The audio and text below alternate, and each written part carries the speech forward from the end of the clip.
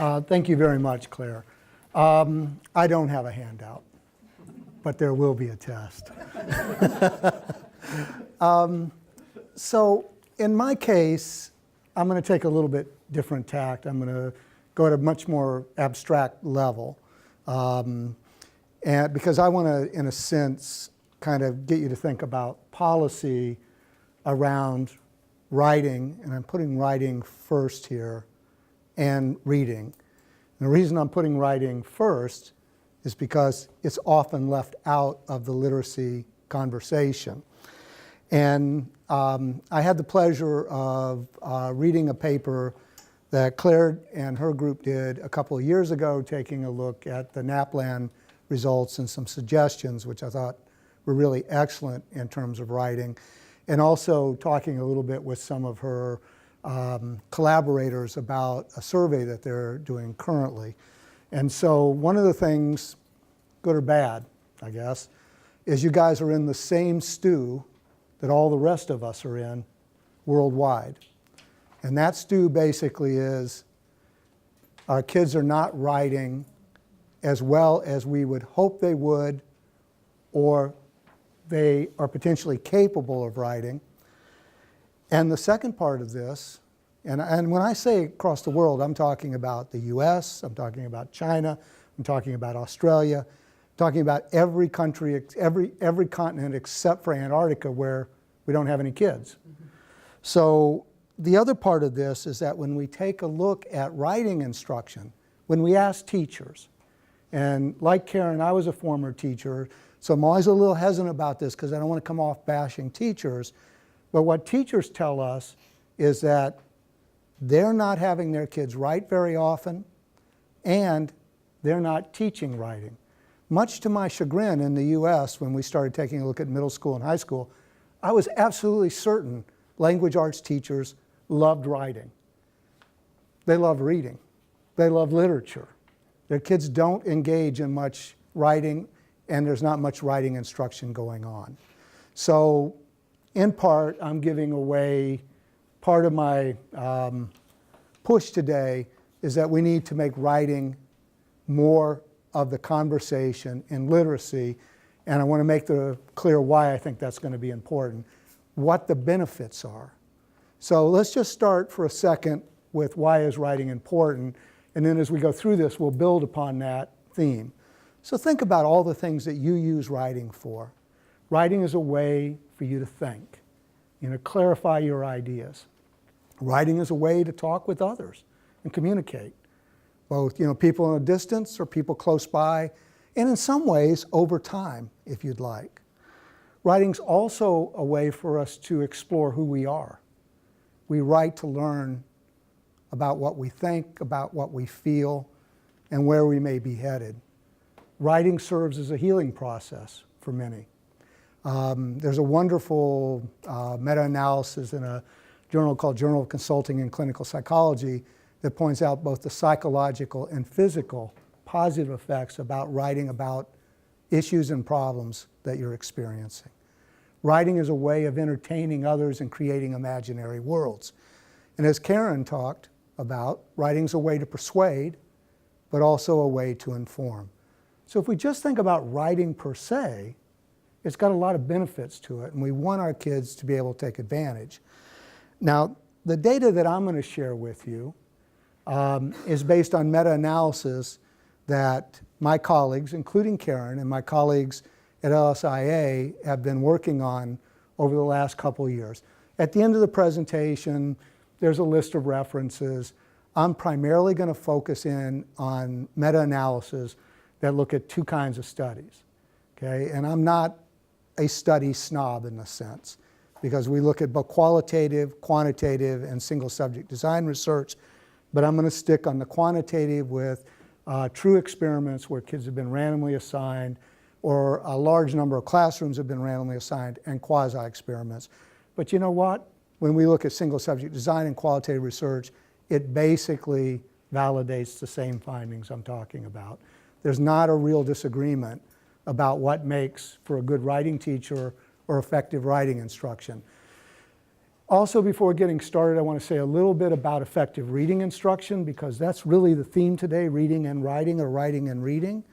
So I didn't make a slide for that, but if we just use the National Reading Panel in the US from the NIH report, you know, there's at least 5 things. I think there's a lot more than these 5 things, but there are at least 5 things that appeared to have reasonable evidence that they could make a difference with kids. One is phonological awareness. We need to make sure that kids can differentiate and manipulate the sounds within words. They need to be able to break the code, phonics. They need to be able to comprehend or have strategies for understanding what they're reading. They need to be fluent, and if we can increase their vocabulary, all 5 of those things have a positive effect. Surprisingly missing from the National Reading Panel's report was reading itself. So I'm going to be glad to say when we get to writing here, you're going to see writing right up front. So in terms of thinking about first part, I want to just share a little bit very quickly about what we've learned about teaching writing. This is from a number of different reports.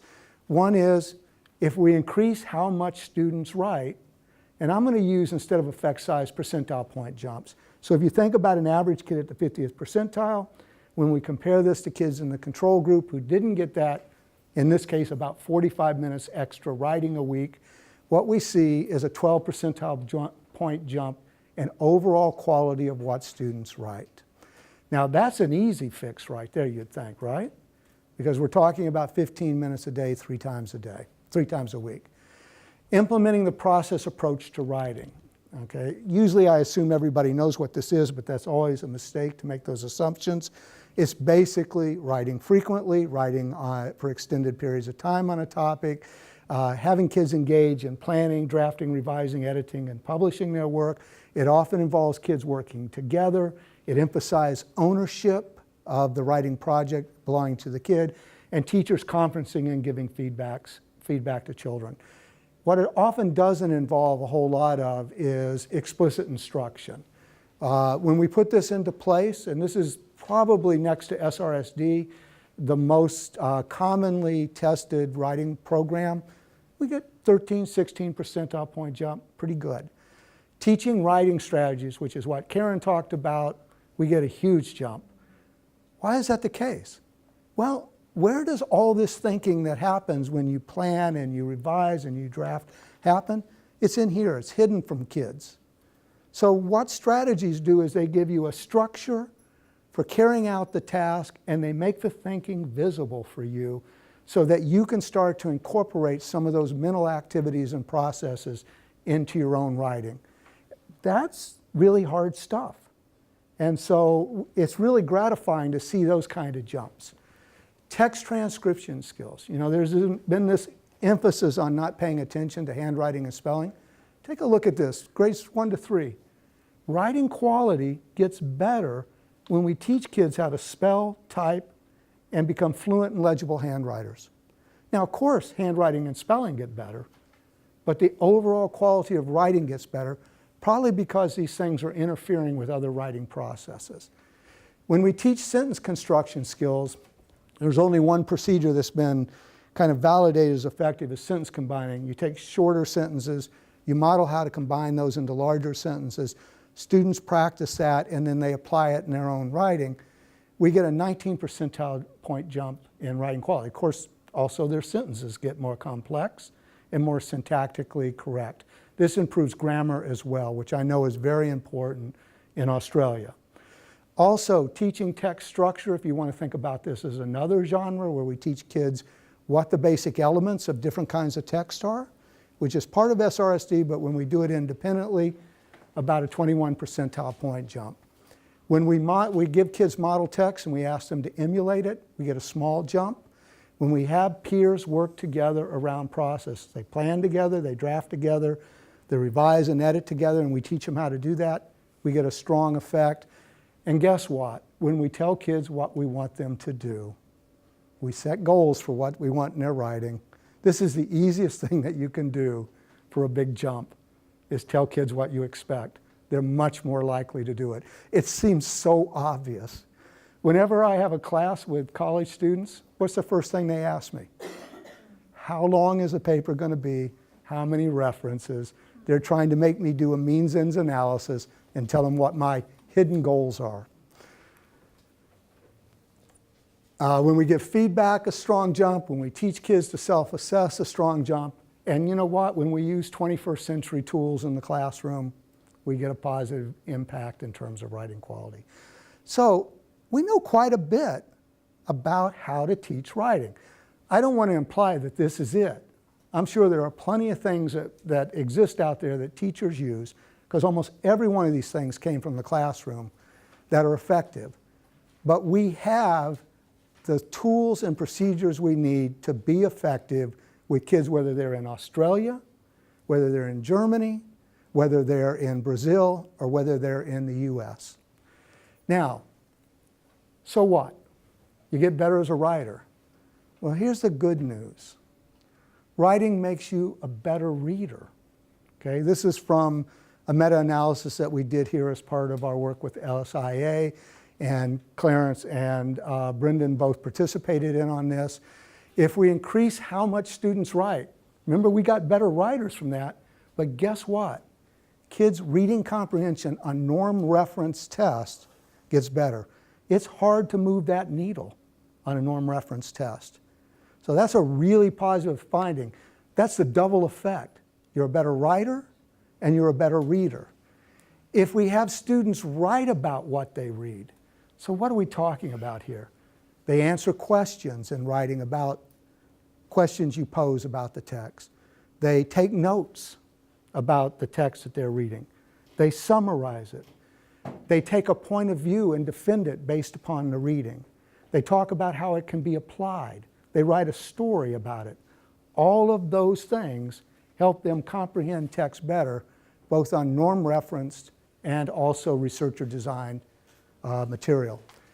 Also, writing makes you a better reader when you teach writing. So when we teach spelling, let's take a look at this. Word reading improves, word fluency improves, and even more importantly, reading comprehension improves. Spelling is pretty powerful. It makes you a better writer in terms of quality if you're young, but it also improves your reading in multiple ways as well. And when we teach sentence construction, that sentence combining thing I was talking about before, and spelling skills, now you see spelling sneaking its way back in here because this is a different meta-analysis, we also see an improvement in reading fluency. So kids become faster. So one of the ways of thinking about this is, why aren't we teaching writing if our goal is to have better readers? Let's forget about writing. If our goal is to have better readers, that National Research Panel report should have said phonological awareness, phonics, vocabulary, fluency, comprehension, and writing. It's not complete.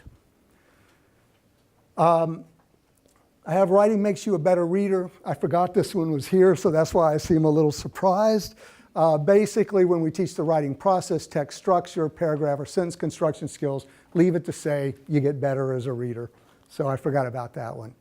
Now, writing also improves phonological awareness. This is basically spelling. I'm not going to hover here, but obviously if you learn to spell and learn the structure of orthography, that has a positive effect in terms of improving your ability to break words up into sounds and manipulate those, which is an important pre-reading skill.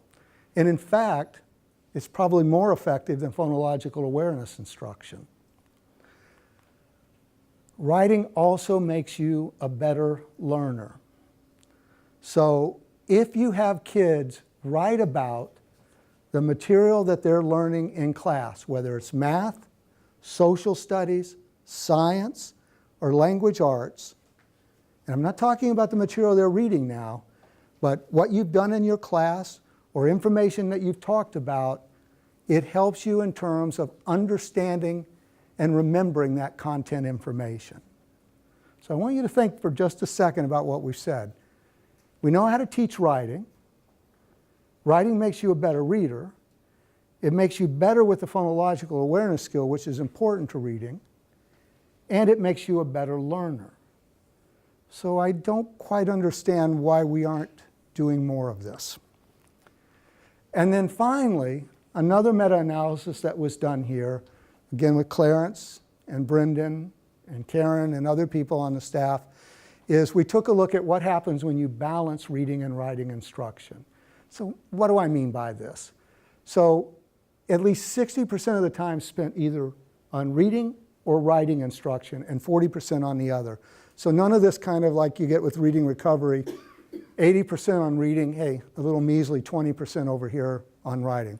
Now, I'm not disparaging reading recovery. I think it's a great procedure.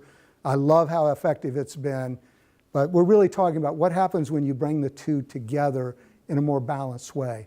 And you can see here, reading comprehension gets better, decoding gets better, reading vocabulary gets better, writing quality gets better, writing mechanics gets better, and kids produce more text when they write. So all very positive effects. Also, reading instruction makes you a better writer. So not only combining reading and writing makes you a better writer, but guess what? If writing makes you a better reader, wouldn't you think reading would make you a better writer? Well, that's absolutely the case. If we provide reading instruction, we teach phonological awareness, spelling gets better. If we teach phonics, spelling gets better. If we teach comprehension, writing quality gets better. So every way we look at this, if we teach reading, it helps make for a better writer. If we teach writing, it helps make for a better reader. If we teach the two together in a balanced way, we get better readers and writers. And I made the case a little bit more strongly up front for writing because that's what I'm interested in. But every way you look at this, reading and writing need to be central parts of what we do, and I would say an equal part. Now, I'm going to take a pass on this. I'm just going to say something really quick. If we increase how much kids read or interact with text, and you can see these here, we also get positive writing effects. There is a kicker, though, on this. When we teach reading, writing gets better and it tends to stick. When we just increase reading, writing gets better, but it doesn't tend to stick. Okay? The effect sizes are actually a little smaller for this, and over time it kind of dissipates. Now, nobody's going to stop having kids read, though, right? So the fact that kids read, we like that for other reasons, and at least it gives you kind of that sugar high where you get a jump for a little bit. So what are the implications of this? We need to teach writing. Obviously, I wouldn't be here if I wasn't going to say that. Students' reading cannot be maximized. Oh, he messed up there. Students' reading cannot be maximized without teaching writing. Sorry about that. I need to learn how to actually read my own text a little bit better. Students' writing cannot be, I messed it up both ways, cannot be maximized without teaching reading. And writing and reading instruction must involve integrated instruction. I want to say something about this. So that meta-analysis that I mentioned to you, 60-40, most of that instruction wasn't very integrated. We'd do our reading instruction here, and then we'd have process writing time over here. But when it was integrated, we got higher effect sizes. And I can't say that the studies that integrated it were all that great in terms of the integration. So they might be things like spelling and phonics, but there wasn't a lot of integration at kind of upper level things. So, knowing how a persuasive text is put together helps you when you read it, because it gives you hooks to place information and think about it. Well, knowing that same structure helps you create text, and we ought to be looking for ways of bringing those two together, kind of like Karen was saying in SRSD. Also, both reading, but especially writing, require dedicated time just for writing and just for reading. So, you might think that the places I was going to end here is to say everything needs to be integrated. I don't think that's the case. So I want you to think about something on this. When I said if we teach writing, reading gets better, you could have said to me, oh, we don't need to teach reading. Of course, nobody here would say that, right? But if I say we teach reading, writing gets better, welcome to the real world. Because a lot of us feel if we teach reading, kids are going to get better as writers. And they do, but not enough. We have a number of kids who read well but write poorly. We rarely have kids who write well but read poorly. And then writing must become a more common tool for maximizing learning. We're working on a new meta-analysis now on the effects of writing on learning. It doesn't matter if we're talking about math, science, or social studies, writing improves learning in each of those areas. It is done differently in each of the areas, but it makes a difference. And then I want to skip that. I want to come right to here.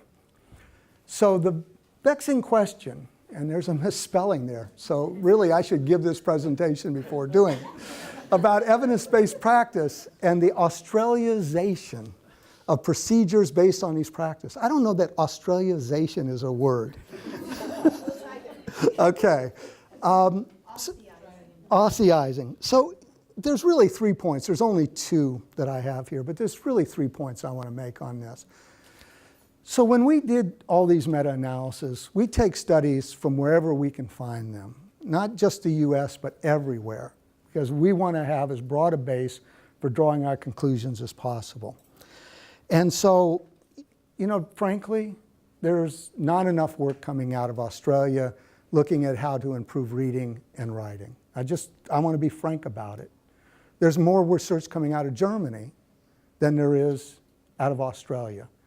And I'm not sure why that's the case. There's a need for greater research here.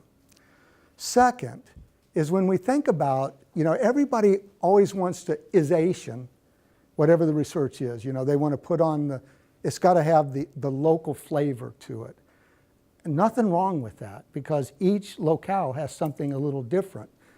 But the reality is when we look at the research across the spectrum, kids need to learn basically the same kinds of things. Now, it's a little different if you're looking at different orthographies. But, you know, they basically need to learn how to plan. They need to evaluate their writing. They need to be able to master the text transcription skills. They need to be able to put sentences together in ways that work for their intended purpose and that are going to be clear and grammatically correct for their audience. And so the tools that work in one situation can easily be Australianized for other situations. We don't have to tackle this problem until we have the research, say, in Pakistan to make a difference in Pakistan. I also think, I'm going to take a push here on this. I know that Queensland now has a new reading center. I think that's right. Is that correct? I would encourage you to think about a writing center. So Karen and I visited Norway a couple of years ago, and Norway has both a reading and writing center. They're separate. Maybe they shouldn't be. But it means that there's concerted action on both of those. And I'm always very leery when people say the word literacy to me, because what that says to me is not writing, it says reading. So thank you guys very much.